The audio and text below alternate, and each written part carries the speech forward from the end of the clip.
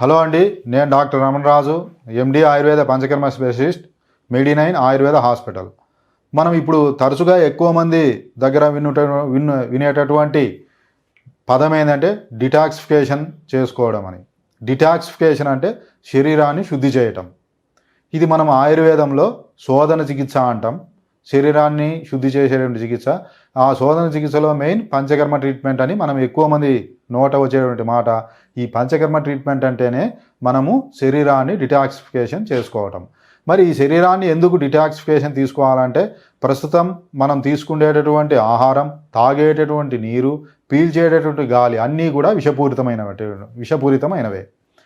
మరి మనం తీసుకునే ఈ 3 రకాలైనటువంటి ఆహార పదార్థాల్లో ముఖ్యంగా 3 రకాలు ఉంటాయి. అవి వాటర్లో కరిగేటి, అదేవిధంగా ఫ్యాటులో కరిగేటి, ఎయిర్లో కరిగేటి. మనం ఎయిర్ సాల్యుబుల్ టాక్సిన్స్ అనేటి కొంతవరకు మనం ఉచ్ఛ్వాస నిశ్వాసాల ద్వారా, అదేవిధంగా యోగాలో మనం బ్రీతింగ్ ఎక్సర్సైజ్ చేయడం ద్వారా కొంతవరకు మనకు క్లియర్ అవుతుంది. అదే మనం వాటర్ సాల్యుబుల్ టాక్సిన్స్ అయితే కనుక కొంత స్వెట్ ద్వారా కూడా వెళ్తుంది. కానీ మనకు ఫ్యాట్ సాల్యుబుల్ టాక్సిన్స్ అనేటి బయటికి వెళ్ళటానికి మన శరీరంలో ఒక ప్రత్యేకమైన మార్గం సరైనది లేదు. మెయిన్గా ఈ డీటాక్సిఫికేషన్ అంటేనే ఈ ఫ్యాట్ సాల్యుబుల్ టాక్సిన్స్ను మనకు బయటికి పంపించేదానికి మనం చేసేటటువంటి ట్రీట్మెంటే ఈ డిటాక్సిఫికేషన్ లేదా పంచకర్మ ట్రీట్మెంట్ అనేది. మనం ఎక్కువ వ్యాధులు కూడా ఈ ఫ్యాట్ సాల్యుబుల్ టాక్సిన్స్ ద్వారానే మనకు వస్తాయి. మరి ఈ పంచకర్మ ట్రీట్మెంట్ ద్వారా మనం శరీరం నుంచి ఈ ఫ్యాట్ సాల్యుబుల్ టాక్సిన్స్ అయినటువంటి ఫ్రీ రాడికల్స్ అని ఇప్పుడు మనం అంటుంటాం, వీటినన్నిటిని బయటికి పంపించి మనం శరీరాన్ని శుద్ధి చేయవచ్చు. మరి ఈ పంచకర్మల్లో ముఖ్యంగా వమనం, విరేచనం, డికాషన్ ఎనిమా, ఆయిల్ ఎనిమా, నస్యకర్మ అని ముఖ్యంగా మనకు 5 రకాలు ఉంటాయి. వీటినే పంచకర్మలు అంటాం. పంచ అంటే 5 అని, కర్మలు అంటే ప్రొసీజర్స్ అంటాం. వీటిల్లో ఒక్కొక్క దానికి చేస్తారు. ఇప్పుడు సపోజ్ వమనం, దీన్నే మనం మెడికేటెడ్ ఎమెసిస్ అంటాం. ఈ వమన కర్మ అంటే ఏంటంటే మన శరీరంలో కఫదోషానికి సంబంధించినటువంటి వ్యాధుల్లో ఈ వమనం చేస్తాం. కఫదోషానికి సంబంధించినటువంటి టాక్సిన్స్ ఏవైతే ఉన్నాయో అవన్నీ కూడా డిజాల్వ్ అయి మన కడుపుకు చేరడం, స్టమక్లో చేరడం జరుగుతుంది. వాటిని మనం కొన్ని మెడిసిన్స్ ఇచ్చి నోటి ద్వారా ఆ టాక్సిన్స్ను బయటికి పంపిస్తే అది వమన కర్మ అంటాం. రెండవది విరేచన కర్మ. ఇది పిత్తదోషానికి సంబంధించినటువంటి వ్యాధుల్లో చేస్తారు.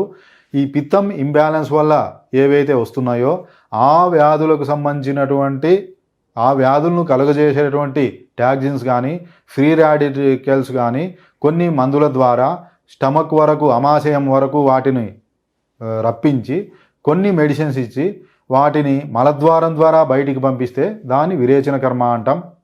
మూడవది కషాయ వస్తి అంటాం, అంటే డికాషన్ ఎనిమా అంటాం.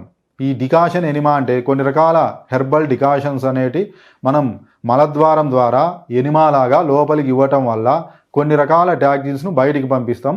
దాన్ని మనం కషాయ వస్తి అంటాం. నెక్స్ట్ 4వది మనం ఆయిల్ ఎనిమా అంటాం.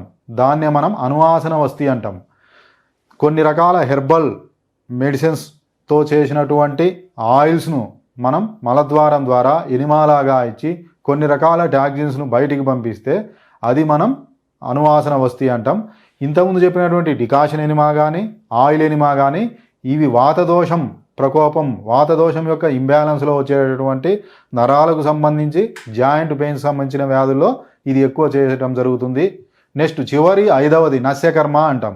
ఈ నస్యకర్మ అనేది ముఖ్యంగా మనకు తలకు సంబంధించినటువంటి వ్యాధుల్లో ముఖ్యంగా సైనస్ కానీ, మైగ్రేన్ కానీ మనం చూస్తుంటాం. సైనస్, మైగ్రేను, నెక్స్ట్ ఇంకా చాలామందికి ఫిట్స్ రావటం, నెక్స్ట్ ఇంకా తలనొప్పి ఉండటం, నిద్ర లేకపోవటం, వీటన్నిటిలో నస్యకర్మ చేస్తారు. వమన కర్మ దేంట్లో చేస్తారు?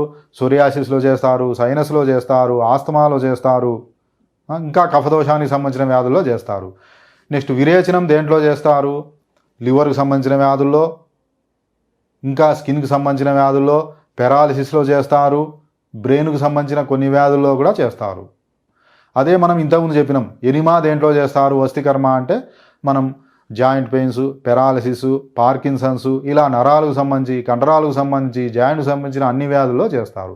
ఇదే మనం డిటాక్సిఫికేషన్ అంటే. వీటితో పాటు కొన్ని ఇంకా వీటికి ఉపకర్మాలను ఉంటాయి. అవి మనం అవసరాన్ని బట్టి బాడీ మసాజ్ ఉంటుంది, స్టీమ్ ఉంటుంది.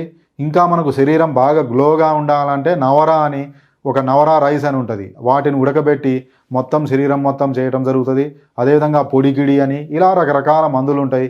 ఇవన్నీ కూడా డిటాక్సిఫికేషన్ కోసం మనకు యూజ్ అవుతుంది. ఇప్పుడు జనరల్గా ఈ మధ్య చాలామంది సాఫ్ట్వేర్స్ కానీ చాలామంది ఎడ్యుకేటెడ్ పర్సన్స్ కానీ ఈ డిటాక్సిఫికేషన్ అని మన దగ్గరికి వచ్చి ఈ డిటాక్సిఫికేషన్ ట్రీట్మెంట్ అనేది తీసుకోవడం జరుగుతుంది. ఇది తీసుకోవడం ద్వారా ఫ్యూచర్లో వచ్చేటటువంటి ఆటో ఇమ్యూన్ డిజార్డర్స్ కానీ, మెటబాలిక్ డిజార్డర్స్ కానీ, క్యాన్సరస్ సంబంధించి ఇలా ఏవైనా సరే ఫ్యామిలీ హిస్టరీ ఉన్నా కూడా వీటిని అన్నిటిని కూడా మనం పూర్తిగా నివారించి వ్యాధిని పూర్తిగా మనం నిర్మూలించవచ్చు. కాబట్టి ఇవన్నీ కూడా మన మెడి9 ఆయుర్వేద హాస్పిటల్లో ఈ పంచకర్మ ట్రీట్మెంట్, డిటాక్సిఫికేషన్ థెరపీస్ అన్నీ కూడా ఉన్నాయి. కాబట్టి తప్పకుండా అందరూ వినియోగించుకోవాలని కోరుకుంటున్నాను.